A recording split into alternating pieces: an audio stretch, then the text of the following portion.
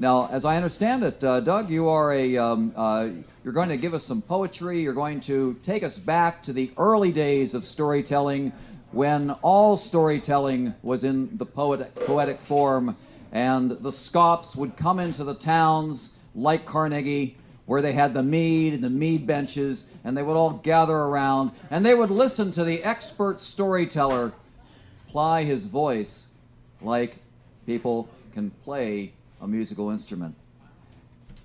I'm really excited about having Doug here tonight. Ladies and gentlemen, Doug Claytor.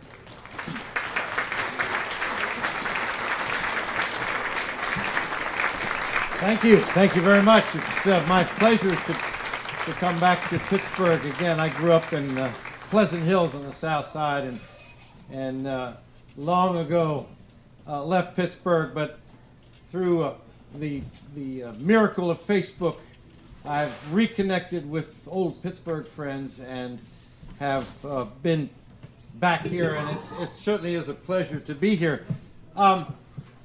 When my good friend John Puckett, who plays here regularly, said that tonight was storytelling night with a theme of love, that put me in a bit of a spot, because I don't know all of that much stuff that has to do with love in particular, but I've got a couple.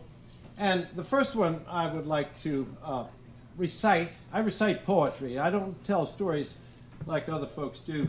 I recite poems. First one I'd like to do is by Robert Burns, My Love is Like a Red, Red Rose.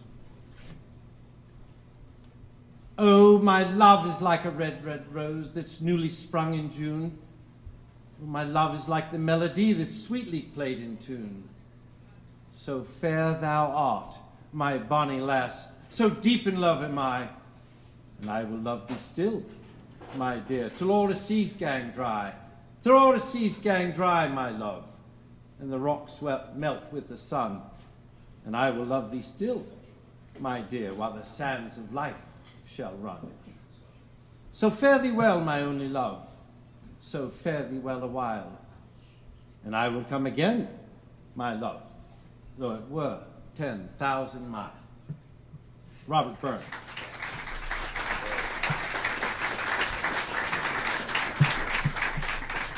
Edgar Allan Poe, of course, is very familiar to most of us here in America. He didn't write a whole lot of love. Well, actually, he did. He wrote a number of love poems to Helen and to others. But one that really is probably his most famous love poem is called Annabel Lee. It was many and many a year ago, in a kingdom by the sea, that a maiden there lived whom you may know by the name of Annabel Lee. And this maiden, she lived with no other thought than to love and be loved by me. I was a child and she was a child in this kingdom by the sea, but we loved with a love that was more than a love. I and my Annabel Lee, with a love that the winged seraphs of heaven coveted her and me. And this is the reason that all men know in this kingdom by the sea, that a wind came out of a cloud by night, chilling my beautiful Annabel Lee, so that her high-born kinsman came and bore her away from me to shut her up in a sepulchre in this kingdom by the sea. The angels, not half so happy in heaven, when envying her and me, yes, this is the reason that all men know in this kingdom by the sea, that a wind came out of a cloud by night, chilling and killing my Annabel Lee.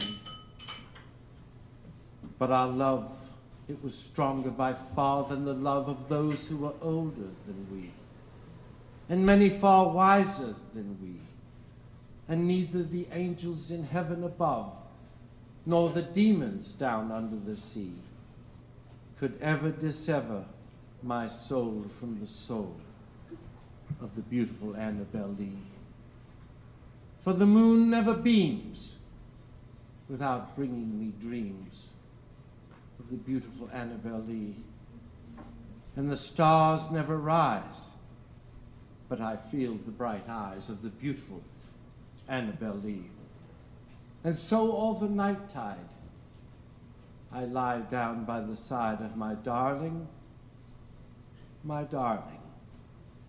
life, and my bride, in her sepulchre there by the sea, in her tomb by the sounding sea.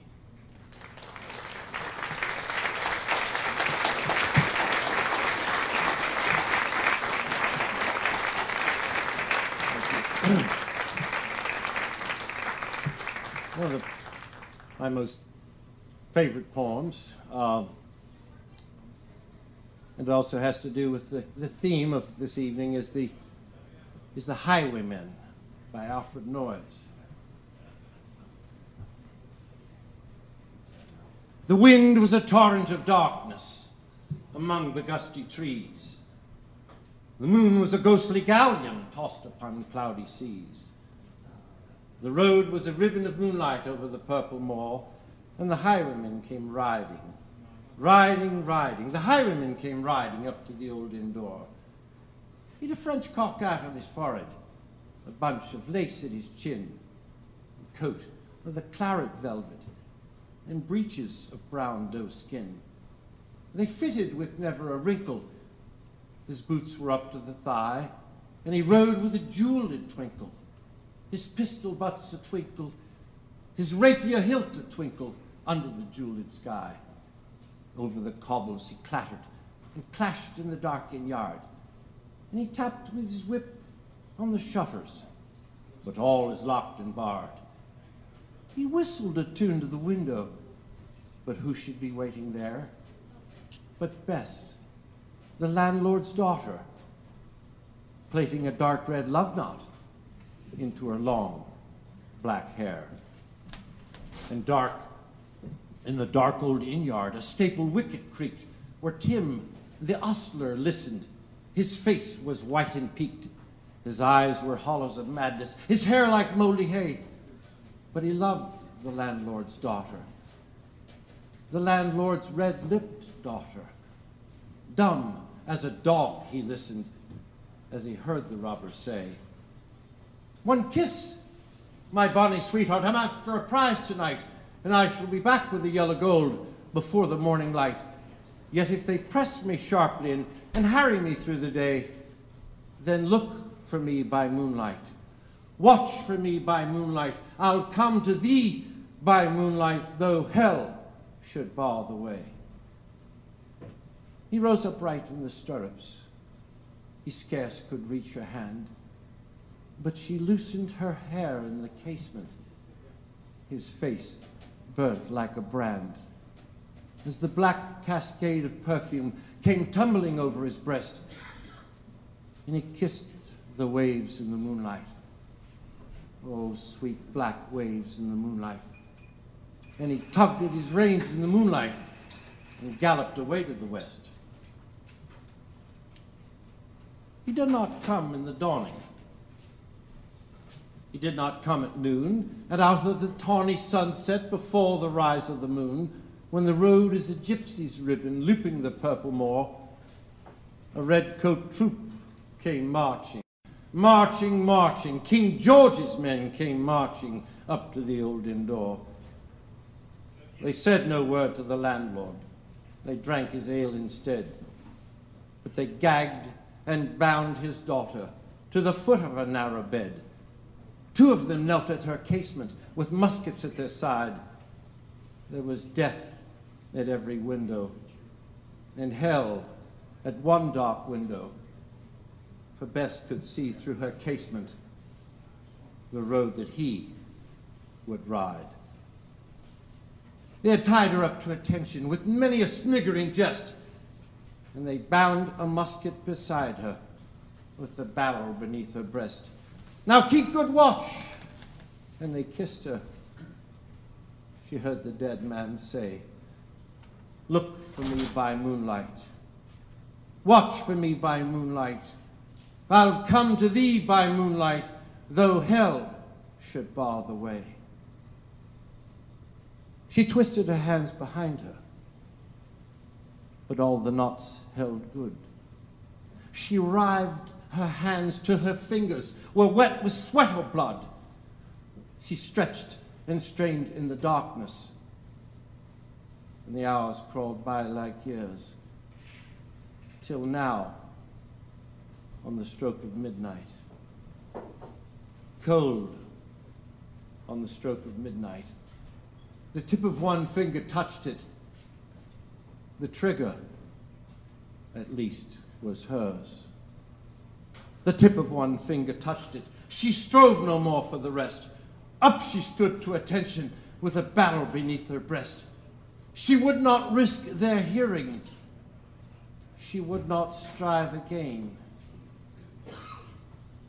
For the road lay bare in the moonlight, blank and bare in the moonlight, and the blood of her veins in the moonlight throbbed to her love's refrain.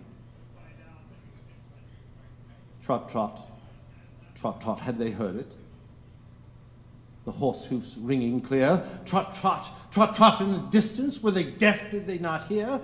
Down the ribbon of moonlight, over the brow of the hill, the highwayman came riding, riding, riding. The redcoats looked to their priming. She stood up straight and still.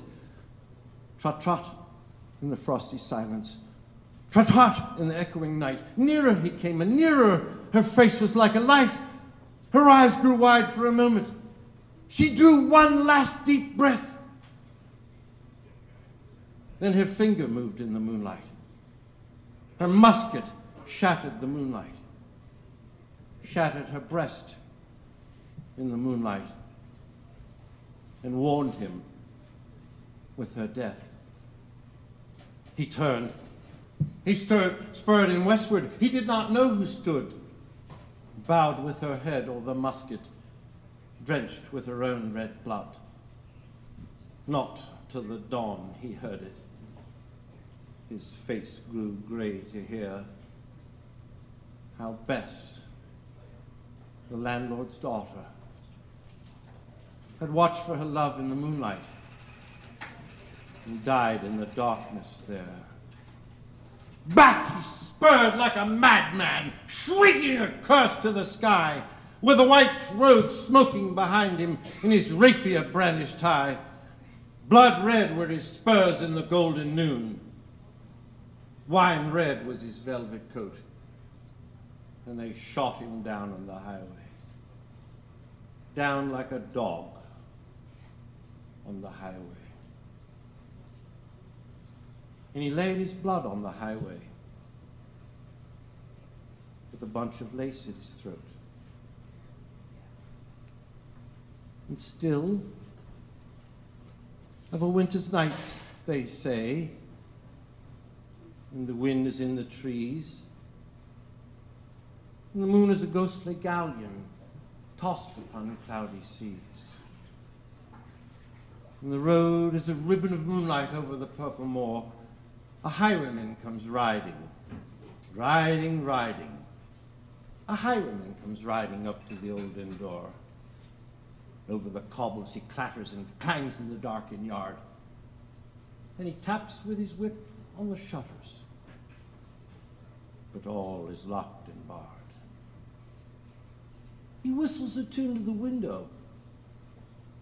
And who should be waiting there but Bess, the landlord's daughter, plaiting a dark red love knot into her long black hair.